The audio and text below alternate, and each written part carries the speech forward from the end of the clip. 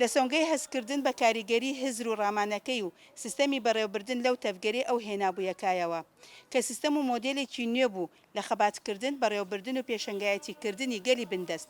وڵاتانی سەرمایەدار و لە نێویشیاندا دەوڵەتی تورکیای داگیرکەری خستە هەڵپەی پلان و بەرنامە داڕشتن بۆ لێدان لە پێگەی باڵاکردووی هزر و ئەو تێکۆشانەی ڕێبەر ئۆجەلان لە نەبوونەوە بە ڕەنج و خەباتی خۆی و تەفگەرەکەی ئاوای کردبوو.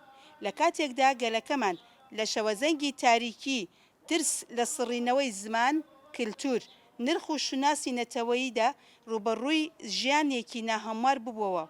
هیچ ئاسۆیەک شک نەئەبرا خۆری تێکۆشانی بۆ ئازادی گەلەکەمانی لێ هەڵبێ.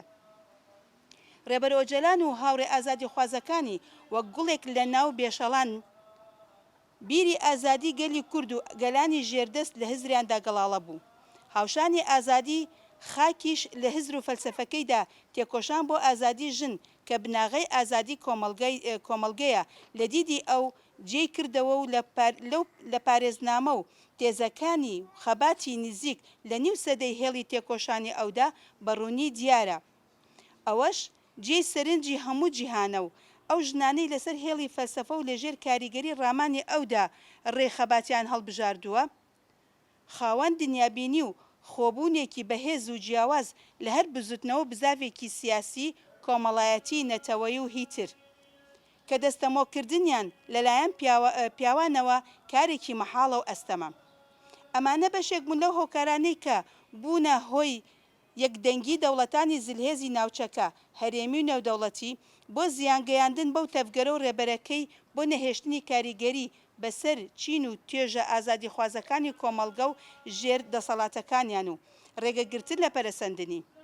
چونکە کاریگەربوون بە فکر و ڕامانی ڕێبەر ئۆجەلان بۆ پرسی ئازادی گەلان، ژنان، خاک و پرسی مۆدێلی سیستەمی بەڕێوەبردننی کۆمەڵگا بۆ هەر یەک لەو دەوڵەتە خاوەن پێگە سەرمایەدارانە جێگەی ترس و هەڵوەستە لەسەرکردن بوو.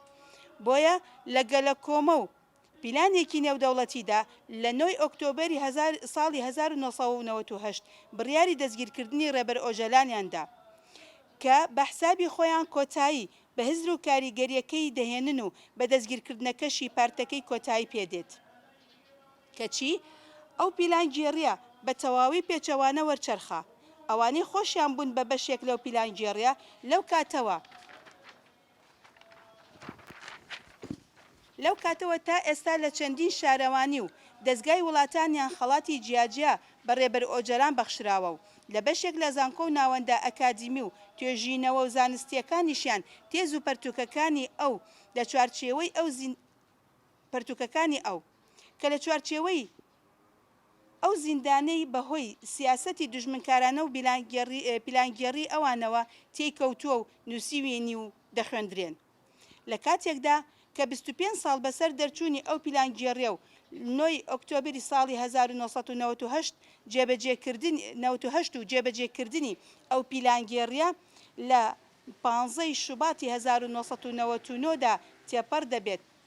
تێدەپەڕێت جگەر لەوەی ئێستا ڕێبەر لە گۆشەگیریەکی تونددایە و ماوەیەکی زۆرە هیچ زانیارێکی لەبارەوە نازانرێت، بەڵام نەگەلەکەمان بۆ ئازادی ئەو هەڵگرتنی ئەو گۆشەگیریە لەسەری بێ هەوڵ و دەستەوەستانە و نەتەوژمی کاریگەریش بە کەسایەتی و ڕامانی ئەو لە برەوە وەستانە.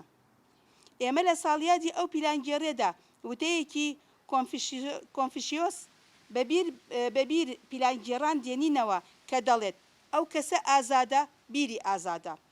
لەو باوەڕەشداین ئەوانیش لەو ڕاستیە تێگەیشتون کە ڕێبەر ئۆجەلان و فەلسەفەکەی بۆ کاریگەرکردن، وریاکردنەوە و ئازادکردنی بیری تاک بە بڕیار و پێداگرن. بە باوەڕیشین کە پیلانگێڕان و پیلانەکەیان جگە لە ڕیسوایی و شەرمەزار بوون هیچی تریان بۆ نەماوەتەوە.